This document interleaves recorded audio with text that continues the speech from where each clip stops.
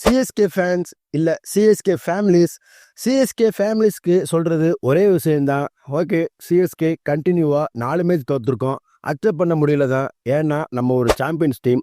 வெற்றியாக பார்த்து சடனாக அடுத்தடுத்து தோல்விகள். ஸோ நம்மளால் அக்செப்ட் பண்ணிக்க முடியல. நாம் அப்போ சொன்ன மாதிரி சிஎஸ்கே இது மாதிரி சுச்சுவேஷனை ரொம்ப சூப்பராகவே ஹேண்டில் பண்ணி அப்புறம் நல்ல தரமான பெர்ஃபார்மை கொடுத்து வெறித்தரமான கம்பேக்கை கொடுத்து கப் அடிச்சிருக்கோம் அசால்ட்டாக. சிஎஸ்கேட்ட 5 கப்பு இருக்கு, நாம 5 கப் வச்சிருக்கோம்னு ஈஸியா சொல்றது இல்ல.